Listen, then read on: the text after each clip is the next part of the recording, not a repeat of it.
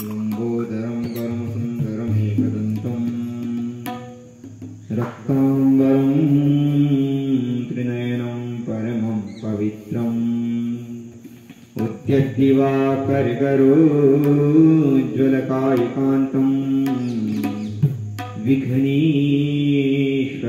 सकलविघ्नहरं नमामि।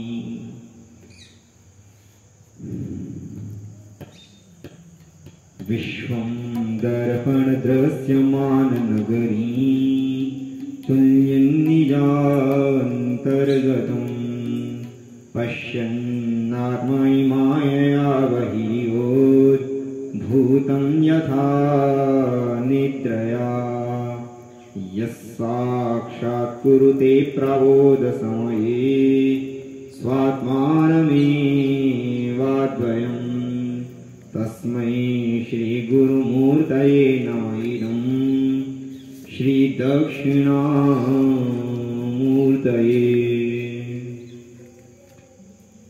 बालार्कारुणदेशं रक्ताम्बरोल्लासिनीं नानालङ्कृतिराजमानवपुषं बालोड्डुराक्षेखरां हस्तैर्क्षधनुस्त्रीणीं समशरं पाशं मुदा बिभ्रतीं श्रीचक्रस्थितसुन्दरीं त्रिजगताम् आधारभूतां भजे। ॐ नारायणं नमस्कृत्य नरं चैव नरोत्तमं देवीं सरस्वतीं व्यासं ततो जयमुदीरये। श्रीराम जय राम जय जय राम श्रीराम जय राम जय जय राम श्रीराम जय जय राम श्रीराम जय राम श्रीराम जय राम जय जय राम श्रीराम जय राम जय जय राम श्रीराम जय राम जय जय राम श्रीराम जय राम जय जय राम। ऋषियावर रामचंद्र की जय हो, वंश हनुमान जी महाराज की जय हो, नरवदेश्वर भगवान की जय हो, दत्तात्रेय भगवान की जय हो, परमहंसिंगाश्रम क्षेत्र की जय हो, धर्म सम्राट जगद्गुरु शंकराचार्य भगवान की जय हो। नमः पार्वती पतये हर हर महादेव। समस्त विद्वद्वृंद देवियों सज्जनों तथा महादेव के भक्तगणों, हम लोग चर्चा कर रहे थे कि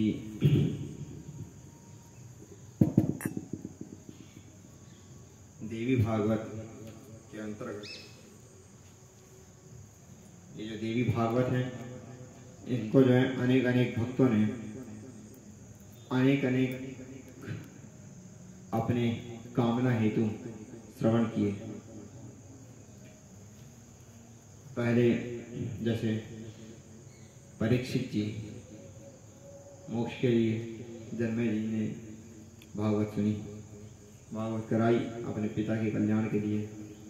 इसी के बाद फिर जो है राजा सुद्युम्न उनको जो है स्त्री होने का श्राप मिल गया था, तो वो भी जो है पुरुषत्व की प्राप्ति के लिए भगवती आराधना की। इसके बाद फिर वो बोलते हैं कि महाराज व्यास जी को भी कोई संतान नहीं थी, वो भी दुखी थे, तो उनको भी जो है नारद जी ने भगवती के बारे में, भगवती की साधना के विषय में कहा कि महाराज नारद व्यास जी, पहले हम लोग चर्चा कर चुके हैं कि व्यास जी बोले कि जो है बिना पुत्र के कुछ नहीं होगा, और जो है इस संसार में जो है सुख दुख सब कुछ जो है आता जाता रहता है, परंतु जो है बिना पुत्र के महाराज जो है कोई सुख नहीं मिलने वाला। तो बिना पुत्र के कोई सुख नहीं। और जब पुत्र चाहिए तो फिर जो है उन्होंने कहा कि महाराज आप जो है भगवती की साधना करो। तो भगवती की साधना से जो है पुत्र की प्राप्ति, जिसका पुत्र ना हो उसको पुत्र मिल जाए, जिसका पुत्र मर गया हो तो उसको जो है पुत्र मिल सकता है। वंध्या व काक वंध्या व, एक पुत्र होकर भी अगर चला गया है तो पुनः जो पुत्र की प्राप्ति हो सकती है। इस प्रकार से जो है सकाम निष्काम भाव से जो भगवती की जैसी साधना करेगा वैसा ही जो है उसको फल मिलेगा। जो जिस कामना से भगवान के शरण में जाता है वह जो है उसकी पूर्ति उसको कर देते हैं कि भगवान का काम है।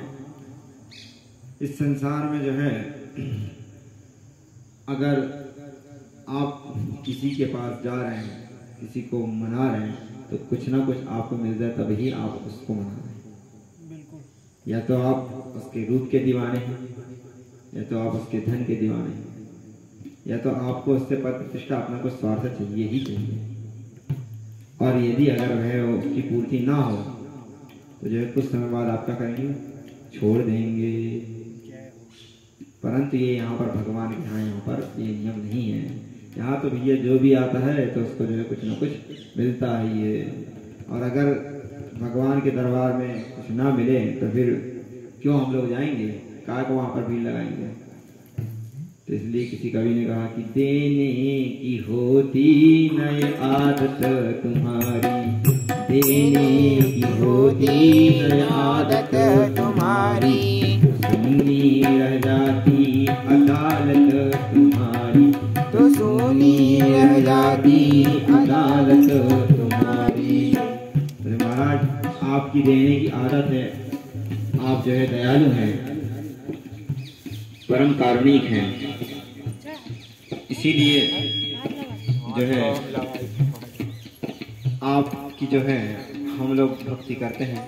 हम लोग आपकी उपासना क्यों करते हैं, इसीलिए करते हैं कि हमको जब जिस चीज़ की ज़रूरत हो, जिस चीज़ की हमको कामना हो, उसकी पूर्ति जो है आप शीघ्र ही कर देते हैं।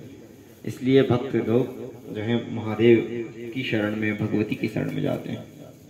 तो वही नारद जी व्यास जी को बोलते हैं कि प्रभु व्यास जी महाराज आप भी जो है भगवती की शरण में जाइए, वही भगवती जो है आपको सब कुछ दे सकती हैं। तो वो भगवती का उपदेश लेकर नारद जी से जपेन एकाक्षरम मंत्रम बागबीजम नारदाच्छ्रुतम, नारद जी से एकाक्षर मंत्र की दीक्षा लेकर भगवती का जो है मंत्र जप उपदेश सुनकर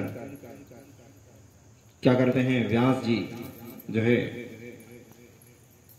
वहां पर पुत्र कामना के लिए जो है पर्वत की ओर प्रस्थान कर देते हैं। ध्यायन पराम महामाया, महामाया का ध्यान करते हुए, जो नारद जी ने उनको मंत्र का उपदेश दिया उसी मंत्र का स्मरण करते हुए उसी का अनुष्ठान करने के लिए वो ध्यायन पराम महामाया, उन महामाया का अनुष्ठान करने के लिए वो जो है तपस्या प्रारंभ कर देते हैं। उनकी इच्छा क्या थी, पुत्र कामास तपोनिधि, तप कर रहे, किसके लिए कर रहे हैं, पुत्र की कामना के लिए। पुत्र की कामना से जो है वो भगवती की शरण में जाते हैं और भगवती का जो है अनुष्ठान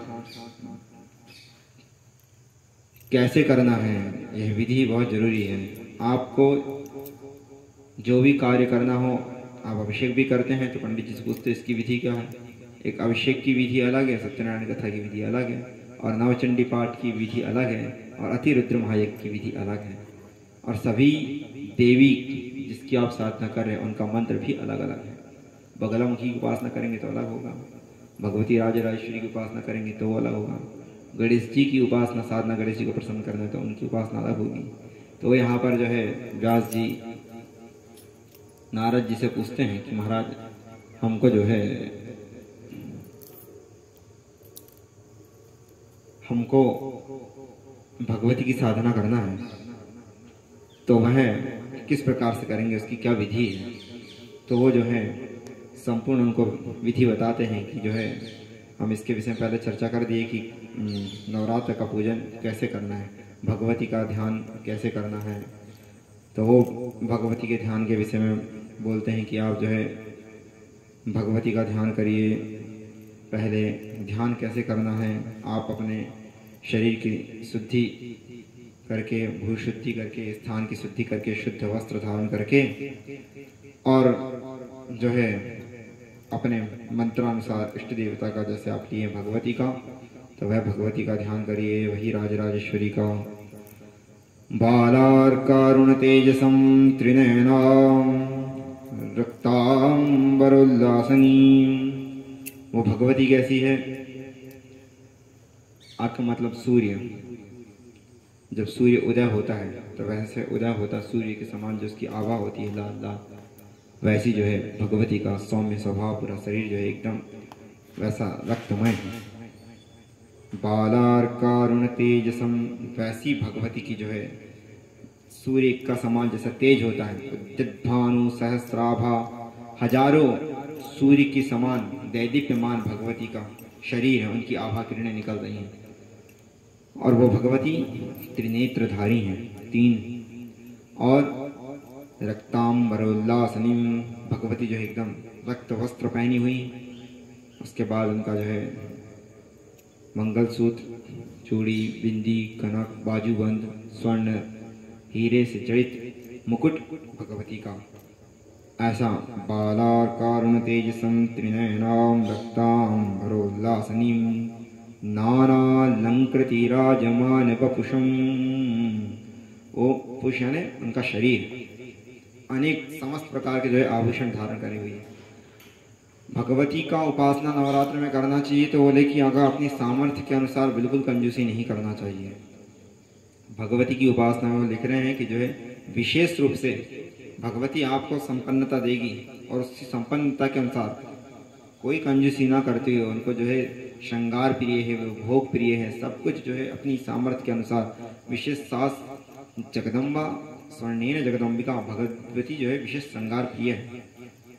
वो जो है विशेष श्रृंगार उनको अभिलिप्सित, और फिर उसके बाद जो है कन्या ब्राह्मणी सुवासिनी को आप यथानुसार नित्य उनका पूजन करो, भगवती के नाम से नित्य उनको दो, उनको खिलाओ। और भगवती का जो है विशेष श्रृंगार करके, क्यों? नानालंकृत राजमान वपुषम बालो दुराक्षेखराम, भगवती विशेष श्रृंगार करी हुई है, सिख से लेकर पैर के नख से लेकर ऊपर शिखा तक, चोटी तक भगवती का जो है, चोटी में भी जो है गुथी हुई है, और उसमें भी जो है पुष्प लगे हुए अच्छे। और जो है चंद्रमा, द्वितीया का चंद्रमा, उसको जो है बच्चा कहते हैं, बालो दुराक्षेखराम। वो जो है चंद्रमा अभी अभी जैसे उत्पन्न हुआ, बालक छोटा होता है, वैसा जो है चंद्रमा भी जो है उत्पन्न हुआ। अब वो आपका अमावस्या के दिन लोप हो जाएगा, दिखेगा नहीं, प्रतिपद से चालू होगा, प्रतिपद का चंद्रमा एकदम दिखता नहीं है, होता जा रहा है। द्वितीय का होता एकदम ऐसी आभा किरण, तो वो एकदम बारीक सी किरण लिया हुआ, और द्वितीय का चंद्रमा भगवती के यहाँ पर मुकुट पर विराजमान, शिखा पर। बालो दुराक्षेखराम हस्तैहि, हस्तैहि क्यों कहा? चार भगवती के 4 हाथ हैं, तो 4 हाथ पे जो है वो क्या लिखिए? हस्तैहि इक्ष धनु श्रीणीम सुमशरम पाशम मुदा बिभ्रतिम। धनुष बाण, पाश, अंकुश भगवती ऐसी धारण करी हुई। और वह भगवती 5 प्रकार के 5 बाण है, 5 बाणों के अलग अलग नाम, अलग अलग काम। धनुष, इक्ष धनुष ली है, पाश अंकुश। हस्तैहि इक्ष धनु श्रीणीम सुमशरम पाशम मुदा बिभ्रतिम। श्री चक्र स्थित सुंदरी, वो त्रिपुर सुंदरी किस पर स्थित है? श्री चक्र स्थित सुंदरी। आप जो भगवती का श्री यंत्र रखें, उसमें 33 कोटि देवी, उसके जो ऊपर बिंदु, उसी पर जो है ललितांबा परांबिका भगवती राजराजेश्वरी विराजमान। श्री चक्र स्थित सुंदरी त्रिजगताम आधारभूतां भजे। वो तीनों जगत की आधारभूता जो है भू भुवः स्वः, तीनों लोकों की अधिष्ठात्री, तीनों लोकों की आधार स्तंभ, वो भगवती राजराजेश्वरी। ऐसी भगवती का मैं क्या करता हूँ, ध्यान करता हूँ, ऐसी भगवती का मैं स्मरण करता हूँ। ये आपको जो है जब आप जाप करेंगे, आप अपने गुरु से जो मंत्र लिए हैं, तो मंत्र लेने के बाद उसका जप आवश्यक होता है। हम कई से पूछे जाप करते हैं तो बोले नहीं महाराज दीक्षा ले लिए बस यही बहुत है, समय कहाँ मिलता है। तो जब समय नहीं मिलता तो फिर जुड़े क्यों, लिए क्यों? आप इसीलिए लिए गुरु के पास जाकर कि जो है हमारा कल्याण करें। तो गुरु जो है कल्याण कर नहीं सकता है, गुरु कल्याण का रास्ता बताते हैं। गुरु जो है ज्ञापक होता है, कारक नहीं, और केवल बता सकता है। हमको ये कष्ट है तो इस मार्ग में जाओ तो तुमको वो फल मिल जाएगा। अगर मन की इच्छा पूरी करना हो तो वो रास्ते पे चले जाओ। तो गुरु जो है अंधकार, आपको जब संशय होता है तो संशय की निवृत्ति के लिए आप गुरु के पास जाते हैं। तो आपको यहाँ पर आप आए कि गुरु जी हमको ये भगवती को, कौन स्वरूप है जो जगदम्बा को, किनकी इसकी स्थापना कर दी आपने, काय के नाम क्या? तो जो भगवती राजराजेश्वरी की स्थापना के पहले मध्य प्रदेश में कौन जानता था? एक आध कोई होगा विरला ज्ञानी महापुरुष, तो वो गुफा के अंदर ही पैक रखा होगा।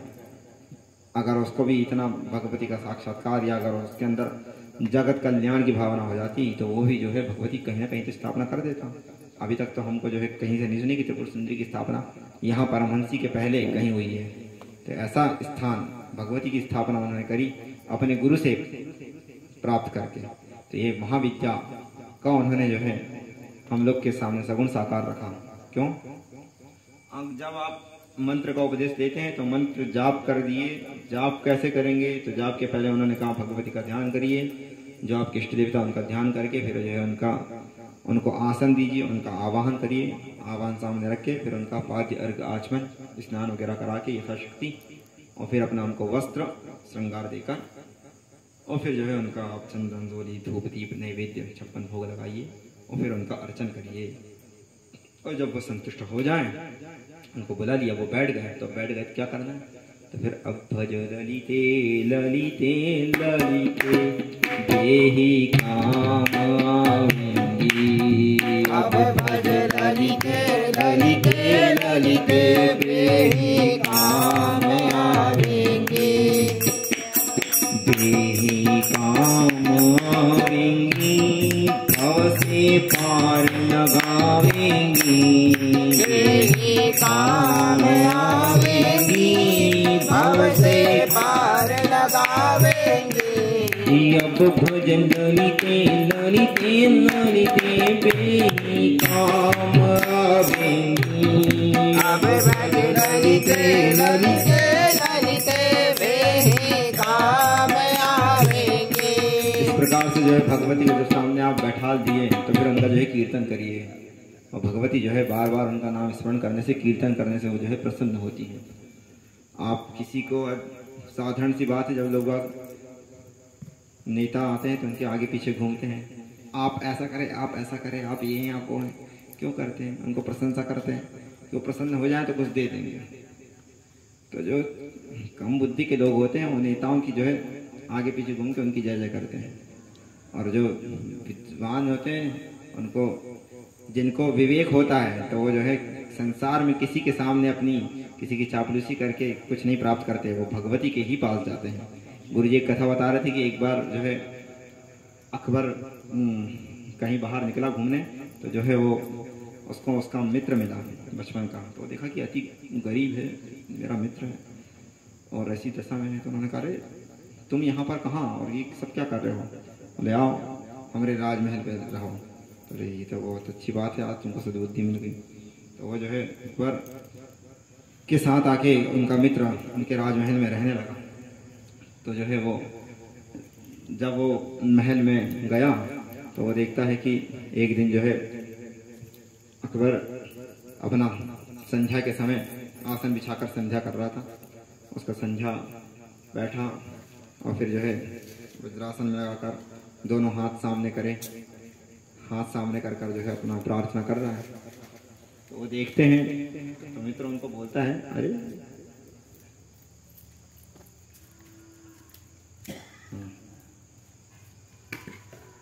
राजन ये जो है तुम क्या कर रहे हो? बुझाओ, जल रही है। हे राजन, ये सब तुम क्या कर रहे हो? आसन बिछाकर जो है हाथ जोड़कर ये क्या कर रहे हैं? तो बोलते हैं कि अरे मित्र, हम जो है हमको जो है खुदा अल्लाह की मेहरबानी है कि हमारे पास सब कुछ है। आज उन्हीं की देन है कि हम यहाँ पर जो है सुख संपन्न हैं, ये खुदा की देन है। तो हम खुदा की इबादत कर रहे हैं और हम जो है उनसे मांग रहे हैं कि हमको जो है आप जो है सुख शांति प्रदान करें और हम जब तक रहें हिफाजत से रहें। तो ये हम उनसे मांग रहे हैं और हमारे जो है राजकोष में किसी प्रकार की कमी ना हो। ठीक है। फिर जब वो उठा तो बोले, हाँ मित्र, तुमको किस चीज़ की आवश्यकता है? तुम्हारी जो इच्छा वो मांग लो, जो तुम मांगोगे वो हम तुमको दे देंगे। तो बोला, अरे राजन, अभी तुम खुद ही तो दूसरों से मांग रहे थे, तो हमको भी जब मांगना हो तो हम भी उसी से मांग लेना जो अनंत कोटि ब्रह्मांड नायिका है, जो पूरे संसार को दे रही है। जो तुमको दे रहे हैं, हम तुम्हारे बाप से ही मांग लेते हैं तो सीधा हमको भी मिल जाएगा। तुम जितना दोगे उससे 1000 गुना मिल जाएगा। तो ये बात है। तो इसीलिए जो है जो विद्वान, जो बुद्धिमान होते हैं, तो किसी के छोटे मोटे लोगों के पास आगे पीछे नहीं घूमते और सीधा जो है उनको पकड़ते हैं, अनंत कोटि ब्रह्मांड नायिका को पकड़ते हैं। और जो है जिनके पास खजाना है, जिनके पास जो है सब कुछ कर्तम अकर्तुम अन्यथा कर्तुम, जो करने में अकरने में समर्थ है, जो देने में संपन्न है, उनके पास जाना चाहिए। तो यहाँ पर इनको नारद जी भगवती का उपदेश देते हैं और वो बोलते हैं कि इस प्रकार आप ध्यान करिए। तो हम लोग भी अपने गुरु के पास जाते हैं, गुरु जी हमको बताते हैं कि आप इस मार्ग में चलिए। तो उस मार्ग में बताने का काम केवल गुरु का है। गुरु ज्ञापक होता है, कारक नहीं। तो गुरु जो है कुछ देगा नहीं और बता देगा इस प्रकार चलो। और जब आप चलने लगेंगे तो गुरु सूक्ष्म रूप से कृपा करते हुए, वही भगवती जो है आपके ऊपर कृपा करते हुए आपको जो है मनवांछित फल धीरे धीरे प्रदान करने लगेगी। तो यहाँ पर जो है आपको जब गुरु मंत्र उपदेश मिल गया तो उसका आप जो है अपने जो गुरु हैं, इष्ट गुरु, उनका जो है आप ध्यान करिए। तो ध्यान कैसा करना? ध्यान का मंत्र लिखा रहता है, तो मंत्र को हिंदी में एक बार जरूर समझ लीजिए। क्यों? जब आप हिंदी में समझ लेंगे तो आपके हृदय पटल में वो उसकी मूर्ति आ जाएगी। अब अगर आपके हृदय पटल में वो मूर्ति नहीं आ पा रही ध्यान में, मंत्र में, तो आप मंदिर जाइए, सगुण साकार स्वरूप आप सामने रखिए। तो वो जैसा शास्त्र में लिखा है उसके अनुसार जो है मूर्ति का निर्माण होता है, उसको भी देखकर आप अपने हृदय पटल पर विराजमान कर सकते हैं। और फिर उसको विराजमान करके फिर अपना मंत्र का जाप चालू करिए। अभी वर्तमान में जो मनमुखी मूर्तियां स्थापित हो रही है मंदिरों पे, उसका इसीलिए हम लोग विरोध करते हैं कि वहाँ पर शास्त्र में उल्लेख नहीं है, उनकी उपासना नहीं करना चाहिए। तो जहाँ शास्त्र में जो आपके शास्त्रीय गुरु हैं उनसे उपदेश देकर उनकी स्थापना, उनका ध्यान करके फिर आप ध्यान उपासना चालू करिए।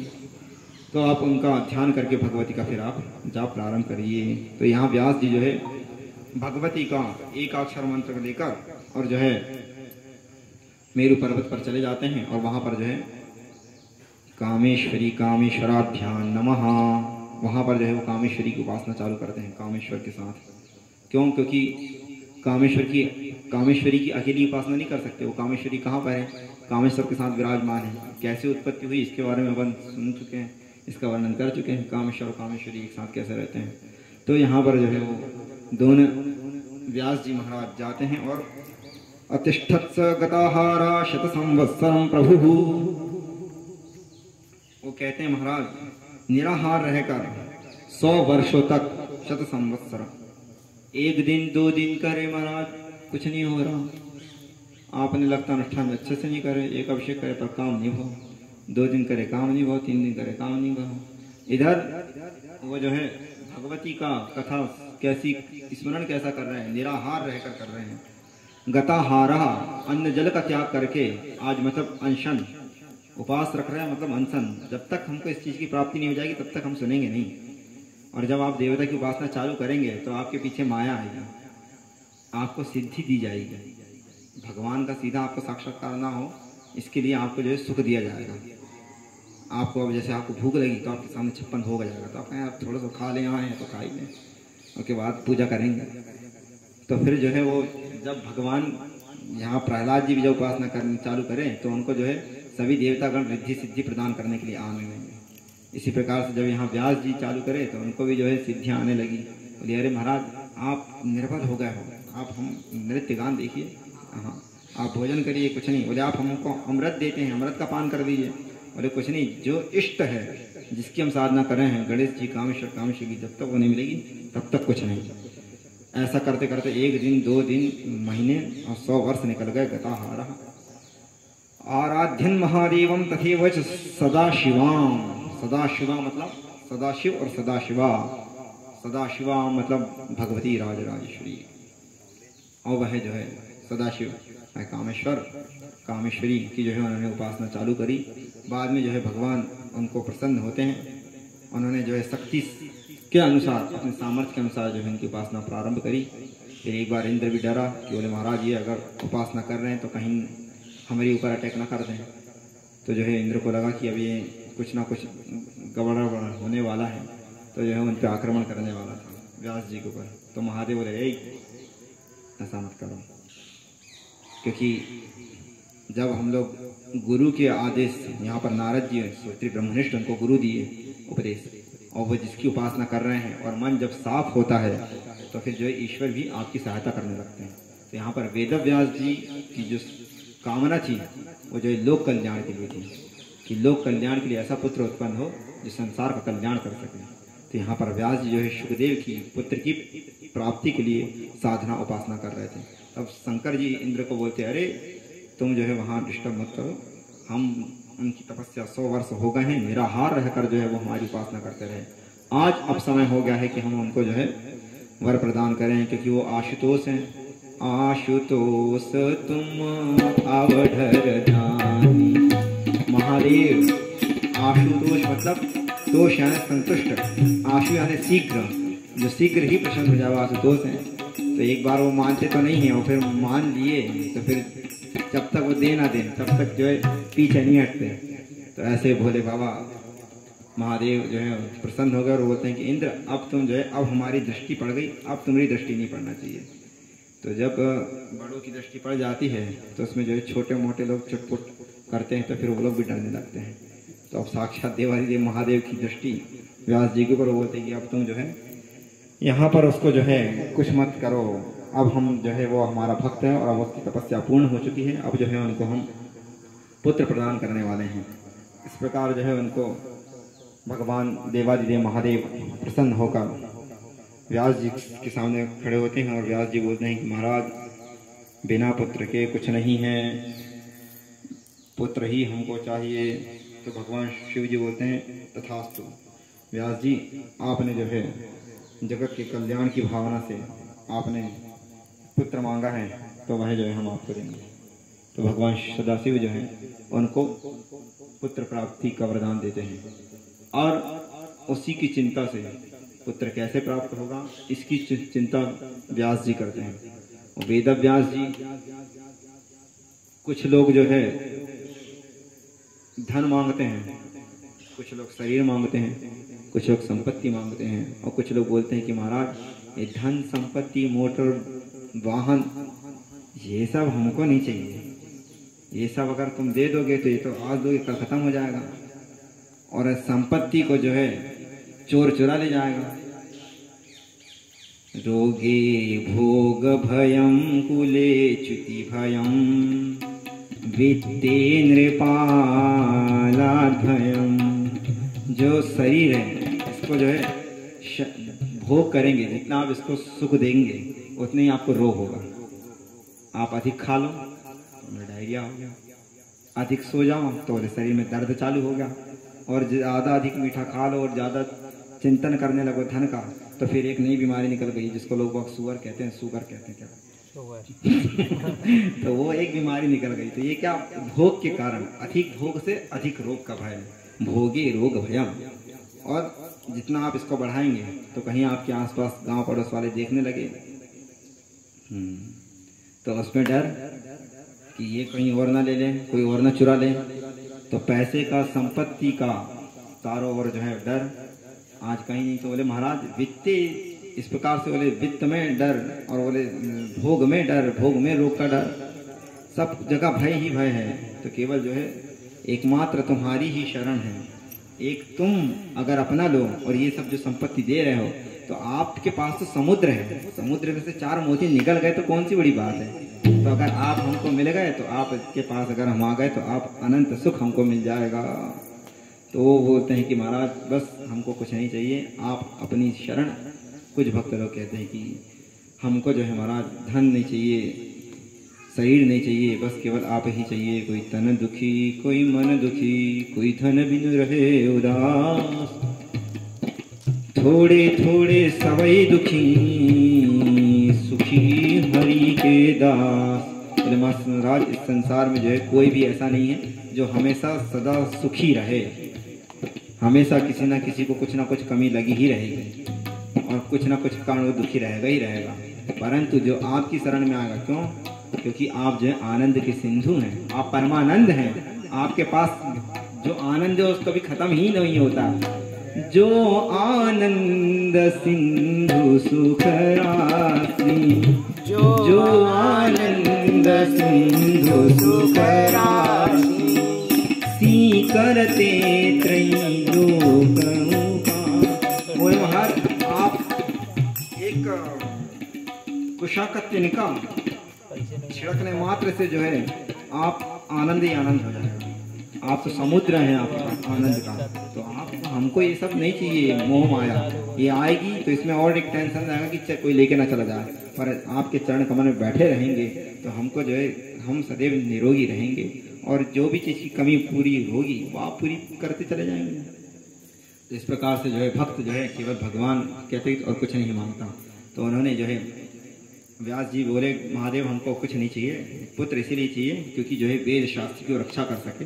हम उसको जो है 4 वेद 6 7 18 पुराण पढ़ा दें और वो जो है आपका स्मरण करता रहे, आपका चिंतन मनन करता रहे और उससे जो है हमारा भी कल्याण हो जाए।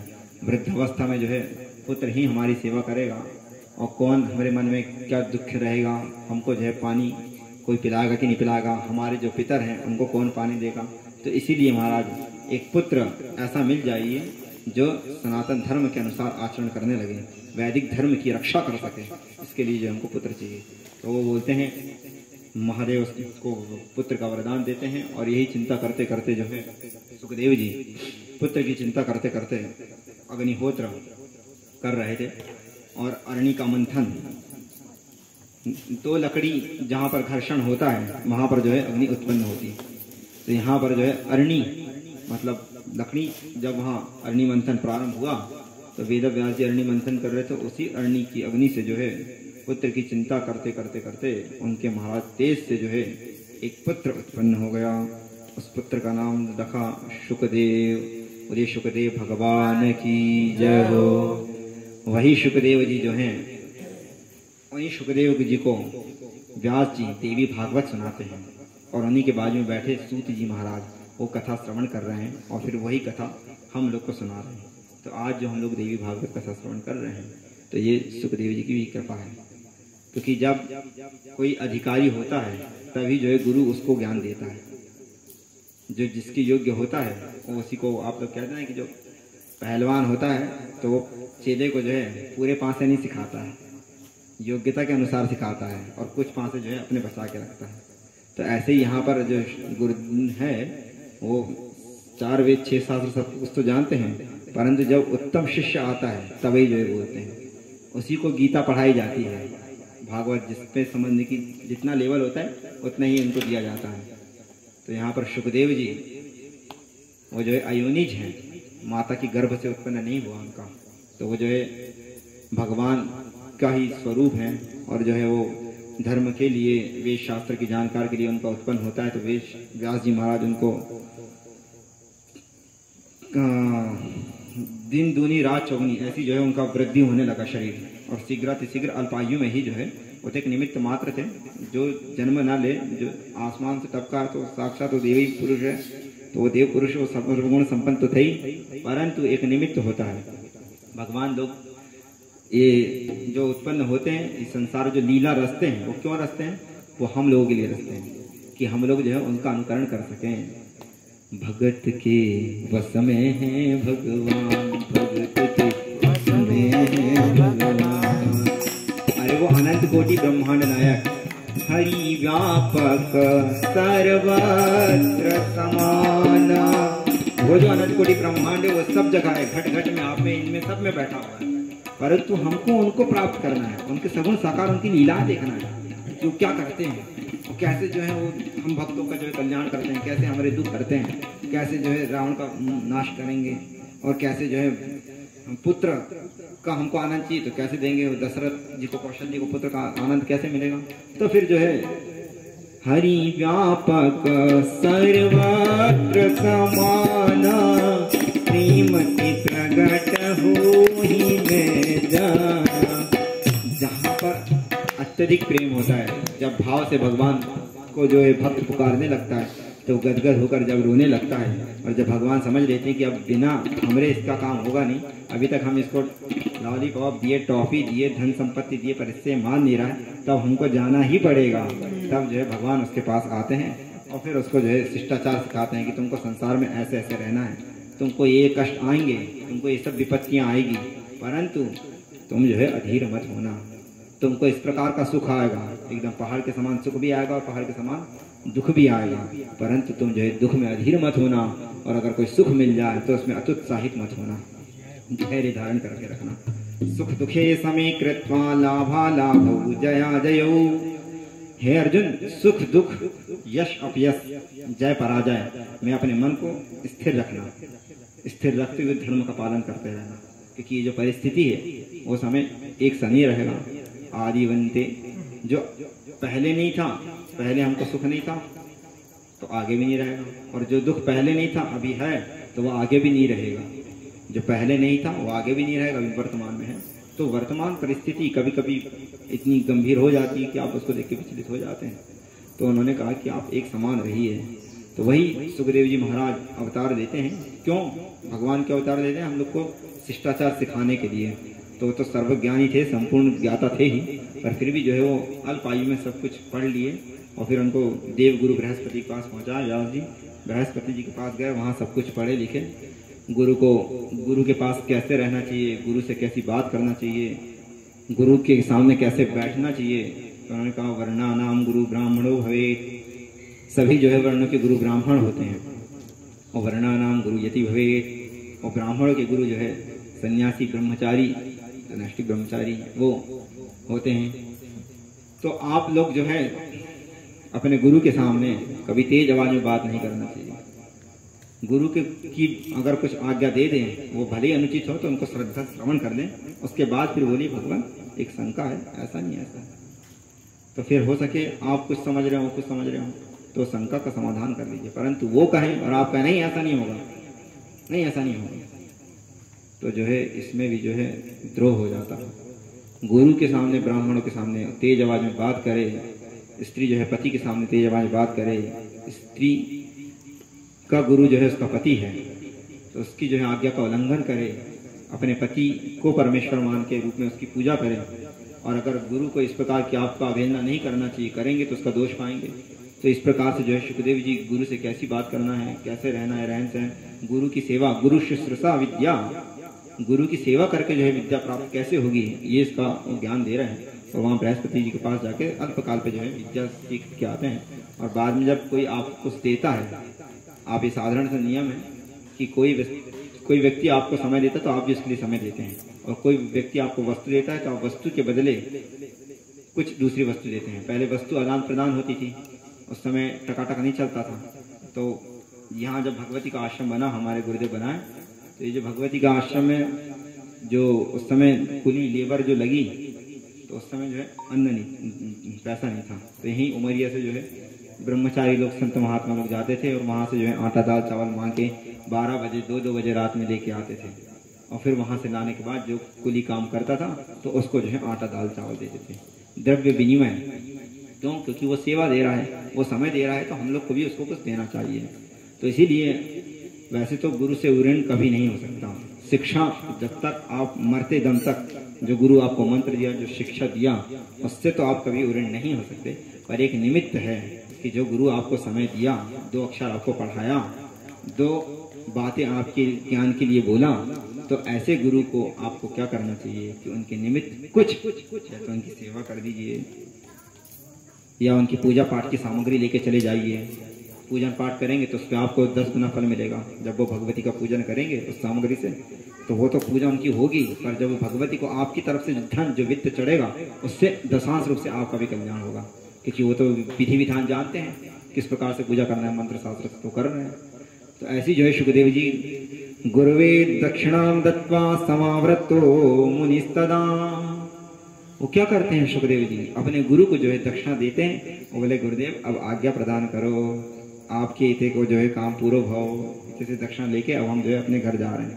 तो गुरुदेव की सेवा करके उनको दक्षिणा देकर और उनसे आज्ञा लेकर सुखदेव जी अपने जो है पिता के पास आ जाते हैं। और पिता के पास आते हैं, उनके जो पिता कौन है, श्री कृष्ण द्विपायन वेदव्यास जी महाराज हैं। वेदव्यास जी का नाम इसीलिए है क्योंकि उन्होंने जो है वेद की विभाग कर दिया। आप लोग श्रीमद् भागवत कथा सुनते हैं, गीता सुनते हैं, अनेक प्रकार के पुराण सुनते हैं। उन सबकी रचना किसने करी? व्यास जी ने करी। व्यास जी एक उपाधि है, व्यास जी का नाम जो है श्री कृष्ण द्विपायन है। कृष्ण द्विपायन इसलिए है क्योंकि जो है कृष्ण उनका वर्ण है और द्विपायन मतलब वो जो है द्वीप में अवतार लिए, इसलिए उनका नाम कृष्ण द्विपायन हो गया। और व्यास जो है उनकी उपाधि है, क्यों? क्योंकि वो जो है द्वापर में अवतार लेकर आपको वेद में आपका अधिकार नहीं, वेद आप पढ़ नहीं सकते हैं, तो वेद की भाषा क्लिष्ट होने के कारण, हर किसी का वेद में अधिकार ना होने के कारण उन्होंने जो है पुराणों की रचना कर दी। 18 पुराणों की रचना कर दी। 18 पुराणों में से एक पुराण का निमित्त मानकर श्रद्धा पूर्वक अगर उसका आप चिंतन मनन करते हैं, उसका श्रवण करते हैं, तो आपकी निश्चित रूप से महाराज, अगर आप भोग को प्राप्त करना चाहते हैं तो भोग मिलेगा।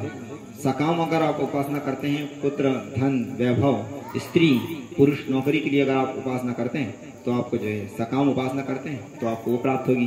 अगर आप कहें कि महाराज हमको तो जो है जन्म और मृत्यु से जो है आप छुटकारा दिला दीजिए, क्यों? क्योंकि जो है जिस प्रकार से जब जन्म होता है तो इतने से गर्भ में आते हैं, उसमें बहुत कष्ट होता है, और जब मृत्यु होती है तो जब ये प्राणों का उत्सर्ग, जब प्राण जो निकलते हैं तो उस समय अत्यधिक कष्ट होता है, बहुत कष्ट होता है।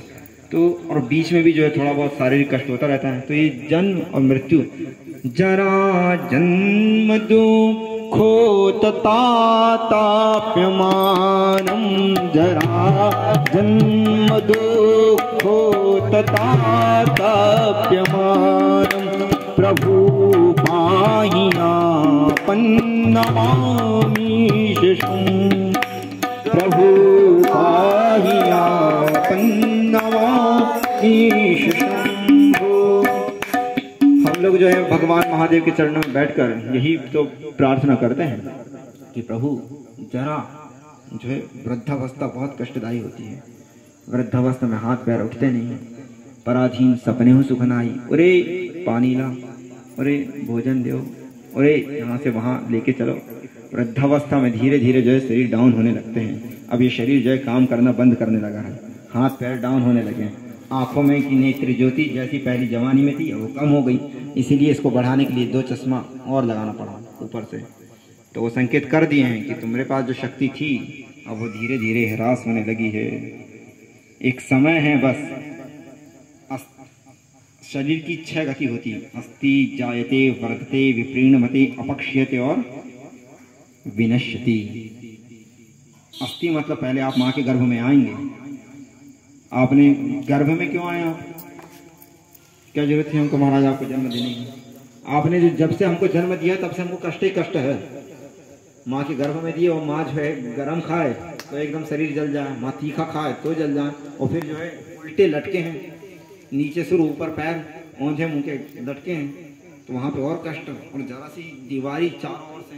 तो हम इससे कैसे मुक्त हों? आपने हमको जन्म ही क्यों दिया है? जो जन्म दिया महाराज तब से इस संसार में, कुछ लोग कहते हैं कि ये संसार में हमें भेजा ही कहा, ये संसार जो है दुखालय है, इसमें जो है हमेशा दुख ही दुख है। पैदा हुए तो दुख है, फिर उसके बाद पढ़े तो नौकरी नहीं तो दुख है, नौकरी मिल गई, शादी नहीं तो दुख है, शादी हो गई संतान नहीं तो दुख है, संतान अपनी नहीं सुन रही तो दुख है, अब संतान को जैसे तैसे उनकी नौकरी धंधा पाने लगी और उसकी शादी नहीं, वो भी एक दुख ही दुख। महाराज ये दुख दुख दुख दुख से हमको आपने पैदा ही क्यों करे, संसार बनाए क्यों? तो जो है वो बोलते हैं कि भगवान की जो है आप लोग जो हैं अनादिकाल से आप अपने कर्मों के कारण जन्म ले रहे हैं, क्योंकि आप में अहंकार है कि मैं करता हूँ, मैं कर रहा हूँ, मैं कर रहा हूँ और मैं ऐसा करूँगा। आप में ये अहम का भाव है। जब तक आप इस अहम के भाव में करता, जो जस कराही सो तस फल चाखा, जो जस कराही सो तस फल चाखा। आप जैसा कर्म करेंगे ऐसा फल बोएंगे। अब आपने आम का बीज बोए हैं तो आमे का फल मिलेगा ना। आप कटहल का बीज लगाएंगे कटहल ही का। तो आपकी इच्छा थी कि महाराज हम ये खेती बाड़ी करना है और हमको यहाँ से गोटे गांव जाना है, तो गोटे गांव आपकी इच्छा थी, इसलिए आप जो है गाड़ी में बैठे और आप गोटे गांव गए। और गोटे गांव में जो आपको सामान लेना था वो आप सामान दिए, और वो सामान कैसा है वो आपका कर्म। तो आपकी इच्छा थी, तो आपकी इच्छा से आपको जो है भगवान ने जो है ये मनुष्य लोक में भेज दिया, संसार बनाया। संसार इसलिए बनाया क्योंकि आप जो है 84 लोक में भटक रहे थे। आकर 4,84,84 आकर 4,84,84 लोग योनि में आप घूम रहे थे। आप जो कुत्ता बिल्ली बने, आप सांप बिच्छू बने, ये सब जीव आप बने। बोले अभी जीव में भी जीव होता है क्या? इनके अंदर भी कोई दया माया होती है? होती है उनके अंदर। वो भी जो है भोजन करते हैं, वो भी शयन करते हैं और वो भी संतान उत्पत्ति करते हैं, और ये हम लोग भी करते हैं। आहार निद्रा भय मैथुन, पशु और मनुष्य दोनों का एक समान है, आहार निद्रा भय मैथुन। पर आप बार बार जो कीड़े मकोड़े बनते रहे। कभी आपके ऊपर कोई गाड़ी से रेंग देता है, कोई आपके ऊपर चप्पल रख देता है, कोई जो है आपको काट देता है, कोई आपको मार देता है। आप पशु बने, आपको भूख लगी, बहुत तेज भूख लगी, आप खाने गए किसी के खेत में, वहीं से आपको लठ मार दिया। तो जो है फिर इस प्रकार आपकी दुर्गति होते होते फिर आपने एक बार जो हताश होकर कहीं आप भगवान के मंदिर में चले गए और आप भगवान का भजन, ये देवी भागवत कथा आप श्रवण कर लिए। तो आपके श्रवण इंद्रिय से वो कथा श्रवण गई, तो आपका भगवती श्रवण करने से कर्णेंद्रिय से हृदय में आकर विराजमान होती है। तो जब आप किसी योनि में रहे और आप मंदिर चले गए और वहाँ पे जो भगवान को भोग लगा था, तो आप तो अपने उदर के लिए गए थे, पर आपने जो भगवान का प्रसाद खा लिए तो उससे आपका जो है मुख पवित्र हो गया। और आपका जो दर्शन, अभी आप बैठे तो यहाँ पर ये देव स्थान है, सिद्ध स्थल है ये। यहाँ पर जो है शंकराचार्य जी बड़े बड़े महापुरुष आकर तपस्या करें। अभी भी यहाँ पर जो है सूक्ष्म शक्तियाँ विचरण कर रही हैं। तो आप कि यहाँ आने मात्र से बैठकर 2 मिनट आप संकीर्तन भी करते हैं तो महाराज उससे जो है बहुत बहुत बहुत पुण्य फल मिलता है। घर की अपेक्षा तीर्थ स्थान पे दान देने से, सेवा करने से पुण्य बहुत मिलता है, क्योंकि यहाँ पर संत महात्मा रहते हैं। क्या पता कि इसमें जो है हमको सिद्धि मिल रही है कि इसमें हमको पुण्य मिल रहा है। तो 2 मिनट आप किसी स्थान पर जाकर बैठ जाइए और जब आपको परम शांति का अनुभव हो तो समझ जाइए कि यहाँ पर जो है बहुत अधिक सत्व गुण है। जय हो।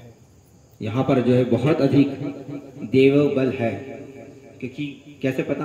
क्योंकि जहाँ देवता होते हैं वहाँ एकदम अलग ही आनंद की अनुभूति होती है। आनंद ही आनंद होता है। जैसे आप एसी में जाते हैं, अब भीषण गर्मी से आए हैं, बहुत तेज धूप है, और कूलर और एसी के पास बैठ जाइए तो तुरंत शांति मिलेगी। हाँ, तो ऐसे किसी तीर्थ स्थल में जाके आप बैठ जाइए तो आपको तीर्थ स्थल एकदम आनंद मिलने लगे। समझ जाइए कि यहाँ पर जो है देवी शक्ति का प्रकोप, देवी शक्ति का बल ज्यादा है। तो आप तीर्थ स्थल में जहाँ देवी शक्ति हो वहाँ पर भजन कीर्तन करिए, दान करिए।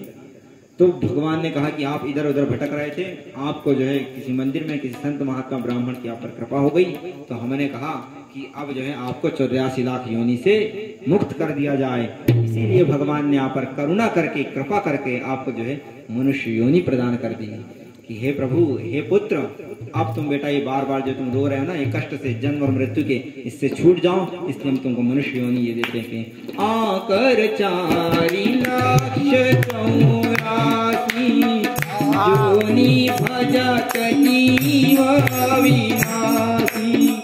आकर 4,84,84 योनि भजत जीव अविनाशी। ये जो जीव है ये वस्तुतः जो है ईश्वर का अंश है। आप ईश्वर के अंश है ना। तो एक राजा का पुत्र जो है राजपुत्र के समान होता है। राजा का पुत्र रंग थोड़ा होगा। चक्रवर्ती सम्राट का पुत्र क्या होगा? वो भी राजा ही होगा। तो आप जो है भगवान के अंश हैं। तो आप अपने आप स्वरूप को भूल गए, आप विस्मरण कर दिए। तो आप जो है अविनाशी होकर आप क्या करते रहे? आप मेरे को ये चाहिए, मेरे को चाहिए, आप तुच्छ इंद्रियों के विषय भोग के कारण आप में अहमता ममता ये जागृत हो गई, और इसी के कारण जो है आपको ये मनुष्य का जन्म मिला। ये आपको बार बार योनि में भटकते रहे। फिर आपकी इच्छा थी कि हम जो है इस जन्म मृत्यु से छूट जाएं, तो भगवान ने आपको मनुष्य योनि दे दिया।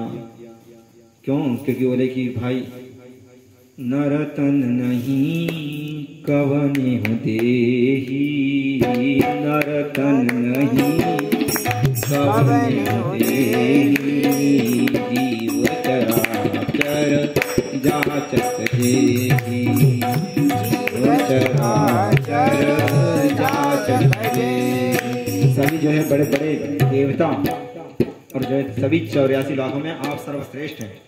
आप भले ही निर्धन होंगे, मनुष्य योनि में आकर आप भले ही गरीब हो सकते हैं, भले ही आपके पास स्त्री ना हो, पुत्र ना हो, और स्त्री पुत्र हैं तो वो भी वो कष्ट हैं, उनको भी बहुत दुख है। आप भले ही झोपड़ी के मकान में रह रहे हो, परंतु आप चक्रवर्ती राजा से कम नहीं है। कोई भी मनुष्य जो है अपने आप को जो है कभी दीन भाव नहीं समझना चाहिए कि हम महाराज कमजोर हैं, हम दुर्बल हैं। अरे दुर्बल कैसे सकते हो? आपको भगवान ने 2 हाथ पैर दिया और ये बुद्धि दी है कि आप जो है इस आवागमन से छूट जाइए, आप जन्म मृत्यु से छूट जाइए। अब मृत्यु के समय बुढ़ापे में जब आपको हाथ पैर दर्द होंगे, काम करना बंद कर देंगे, दूसरे की शरण लेना पड़ेगा, और उस समय जब एक एक प्राण निकलेगा तो अत्यंत दुख होगा। तो उस दुख का निवारण कौन करेगी? वही आपकी भगवती ललितांबा करेगी, जहां पर आप विराजमान हैं। तो ये भगवती ललितांबा आपके दुखों को हरने वाली है। इसलिए बड़े बड़े संत ऋषि महात्मा अन्न जल का त्याग करके भगवती का उपासना करते रहते, भजन करते रहते हैं। क्यों? मनुष्य योनि में आकर जो सोचते हैं कि 84 लाख तो बहुत सुख भोगे महाराज। पशु थे उस समय, केवल खाते ही सोते थे, और कोई इधर डंडा मारा उधर डंडा मारा, तो ये खूब खाए हम तो 56 भोग खूब खाए, खूब डल्लभ के गद्दे में सोए, और खूब इधर उधर। पशु विचरण की लालसा थी, विचरण की वासना थी, तो इसलिए हम जो है इधर उधर विचरण करते रहे, खूब हम विचरण करते रहे। अब हमको महाराज इधर उधर दुनिया में कहीं नहीं भटकना है, खूब जो है हम लोग भटक चुके हैं। अब यहाँ पर आकर जो है हम लोग भगवती को, अपने इस मनुष्य जन्म को जो है सार्थक करना चाहते हैं। इसलिए जो हम लोग को भगवती की शरण, भगवती की उपासना के विषय में आप जो है हमको ब्रह्म ज्ञान दीजिए। तब जो है हम लोग भगवती की शरण में आते हैं, और ये मनुष्य ही इसका अधिकार है कि यही केवल जो है सत असत। कल पशु और मनुष्य के लक्षण के बारे में बता रहे थे, पशु किसको कहते हैं और मनुष्य किसको कहते हैं। तो पशु का लक्षण क्या है, मनुष्य का क्या लक्षण है? जो मनुष्य अगर तदानुकूल आचरण करता है, पशु के समान आचरण करता है, तो वह भी जो है पशु माना जाएगा, और वह अगर महापुरुषों जैसा आचरण करेगा तो वो महापुरुष माना जाएगा।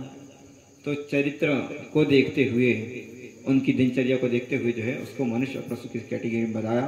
तो पशु क्या है, मनुष्य क्या है? तो मनुष्य वही है जिसको सत असत का ज्ञान हो, जिसको सत विवेक का जिसको ज्ञान हो, ये सत्य है, ये सत्य है, ये सही है, ये गलत है, इस प्रकार का विचार करते हुए सत का अनुकरण जो करे, और जो अपने इस मनुष्य जन्म की सार्थकता को समझ ले, वही जो है मनुष्य है, और वही मनुष्य इस सार्थकता को समझते हुए भगवती की उपासना प्रारंभ कर देता है। तो वही भगवती की उपासना कैसी करना है, भगवती को कब मनाना है? तो नवरात्रि पठे नित्यम, नवरात्र में जो है भगवती की विशेष उपासना करना चाहिए। विशेष रूप से आप जो है उनकी कथा का श्रवण करें। उससे क्या होगा? तो बोले कथा श्रवण करने से, जब कथा श्रवण होगी तो उनका स्मरण करेंगे। स्मरण कैसे करेंगे? तो आपस में बैठकर जो आप कथा सुने उसको जो है दूसरे अपने सहपाठी के साथ मिलकर, या फिर उन पंडितों के साथ मिलकर, या जो आपकी कथा प्रवक्ता है, कोई संशय हो तो उनके पास जाइए, उनसे पूछिए, और 24 घंटे में से कम 8 घंटा अपने घर गृहस्थी का काम करिए, और बाकी 8 से 12 घंटा उस कथा का चिंतन करिए। किसी अन्य पुरुष का जो है न दोष देखिए न गुण देखिए, वो श्रेष्ठ है, वो अच्छा है, वो अच्छा है, उसका अगर चिंतन करेंगे अंतमति सुगति। पता नहीं आपकी कौन सी सांस अंतिम सांस है, इसके बाद पता नहीं क्या होगा। क्या भरोसा है इस जिंदगी का, साथ देती नहीं है किसी का। क्या भरोसा है जिंदगी का, साथ देती नहीं है किसी का। तो भरोसा नहीं कि इसके बाद जो सांस अंतिम सांस है, वह जो है हम हमको मिलेगी कि नहीं मिलेगी भगवती की उपासना के लिए। और उस समय अगर अंतिम श्वास पे अगर आपने सोच ली कि हमको ये खाना है या उसका बिल्डिंग का मकान बनाना है या वहाँ पैसा उससे उतना लेना है, उसका चिंतन करते रहे, तो फिर जो है उसकी रक्षा के लिए फिर आपका दूसरा जन्म होगा और वो तो हो ही जाएगा। इसीलिए उन्होंने कहा कि आप कथा श्रवण करते रहिए। अन्यस्य दोष गुण चिंतनमासु मुक्त्वा, अन्य किसी का दोष गुण चिंतन उसको छोड़ दीजिए और उसको अलग करके भगवती का, दुर्गा का क्या स्वरूप है, कैसे वो अवतार लेती हैं और वो हमारी रक्षा पग पग में जो है हमारी रक्षा करेगी, वो कैसे रक्षा करेगी, हम कैसे उनकी शरणागति प्रदान करें, हमको कैसे जो है शरीर का, संतान का सुख समृद्धि हमको कैसे प्राप्त हो, और जो हमने पाप करे हैं, अनेक प्रकार के हमसे पाप हुए हैं महाराज, तो उन पापों का संशोधन करके भगवती ज्ञाता ज्ञात हमसे जो अपराध हुए हैं उन अपराधों को मिटाकर भगवती हमको अपनी शरण में ले ले। भगवती जो है वो सूर्य के समान दैदीप्य ज्वाला है, तेज अग्नि है, उनके सामने अगर एक अपवित्र वस्तु भी आती है तो जल के भस्मीभूत हो जाएगी। तो जब वो भगवती का हृदय से आप चिंतन करेंगे, उनको आप बोलिए कि हमसे जो भी गलती हुई है उसके लिए आप हमें क्षमा करिए, हम मूर्ख हैं, हम कुकर्मी हैं, हमको ज्ञान नहीं है, इसलिए हमसे जो कर्म होते हैं वो सद हैं असद हैं, वैदिक हैं अवैदिक हैं, अशास्त्रीय है, हिंसा हो रही है, कितने जीव मर रहे हैं, हमसे जाने अनजाने में हमारी वाणी से किसी को दुख हो रहा है, वाणी से हमारी कटुता से सामने वाले को दुख हो रहा है, सामने वाले को किसी प्रकार का दुख हो जाए तो वो भी एक हिंसा है। तो हमारे शरीर से कायिक वाचिक मानसिक किसी ना किसी को जो है दुख हो रहा है, हम नहीं चाहते, हम इस जन्म में आए हैं, हम अपना कल्याण करना चाहते हैं, आपको जैसा लगे सामने वाले को वैसा लगे, पर हम किसी को कष्ट नहीं देना चाहते महाराज। परंतु ज्ञाता ज्ञात जाने अनजाने में अगर हमारे शरीर से, वाणी से और मन से अगर हमने किसी का अनिष्ट चिंतन कर लिया हो तो हे भगवती आप जो है हमको क्षमा प्रदान करें, हमें हमारे अपराधों से जो है हमको निर्मुक्त करें और अपनी शरण अपनी गति प्रदान करिए। तो हमको जो है इस बार बार जो जन्म मृत्यु का और इस संसार का जो दुख हो रहा है इससे हम छूट जाएं।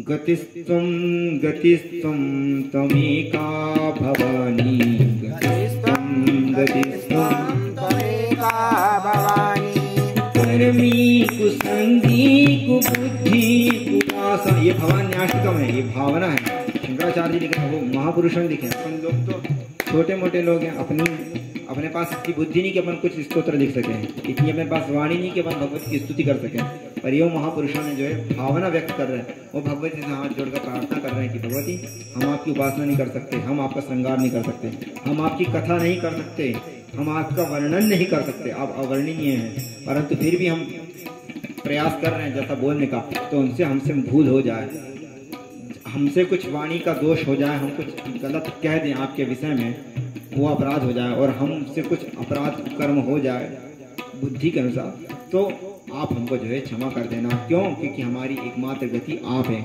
इस संसार में आपके अतिरिक्त और जो है हमको कोई तारने वाला नहीं।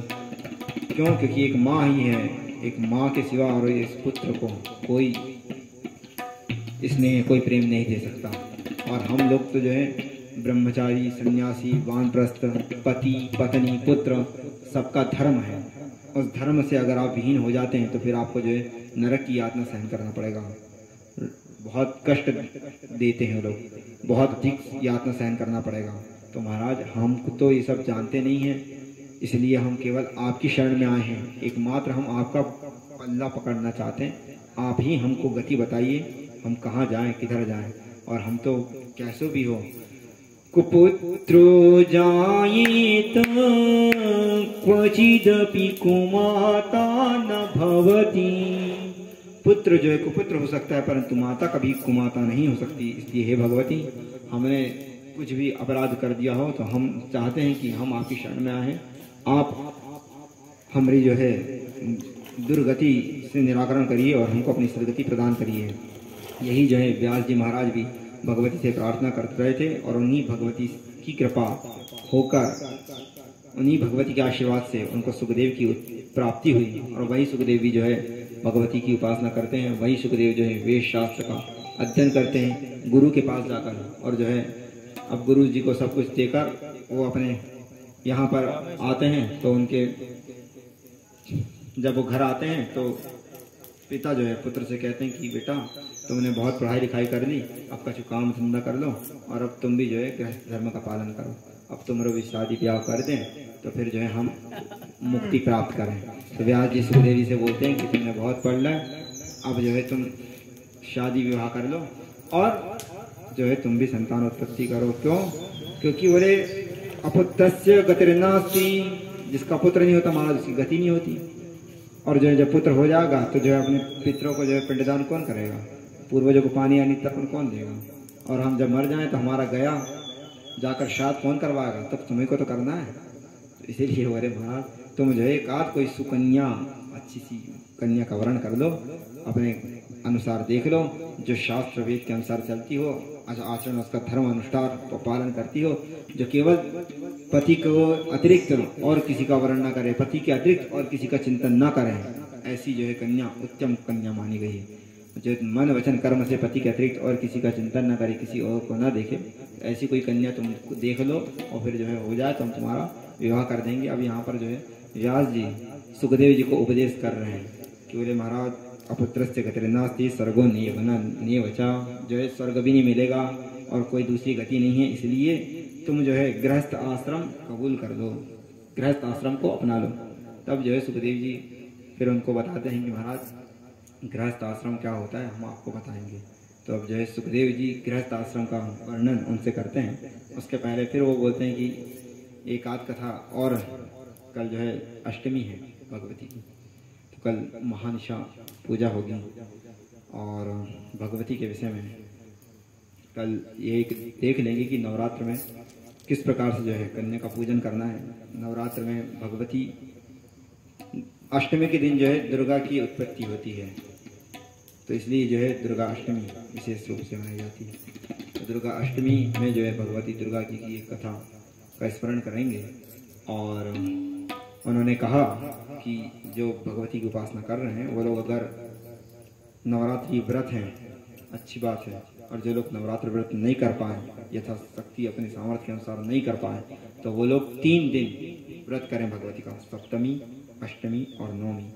नवरात्र मतलब 9 रात्र आपको जो है व्रत करना है, 9 रात्र व्रत करके भगवती की उपासना करना है। तो आप 9 रात्र व्रत नहीं कर पाए तो आप 3 रात्र सप्तमी अष्टमी नवमी, इन 3 रात को विशेष व्रत रखकर भगवती की उपासना कथा का स्मरण भजन जो है कर लीजिए। तो और नवरात्र में सुवासिनी पूजन, कन्या पूजन, ब्राह्मण का पूजन प्रतिदिन बैठकी से ही चालू कर देना चाहिए। तो नवरात्र में 9 कन्याओं का प्रतिदिन अलग अलग कन्या का पूजन होता है, और 2 साल की कन्या से लेकर 10 साल तक की कन्या का पूजन होगा।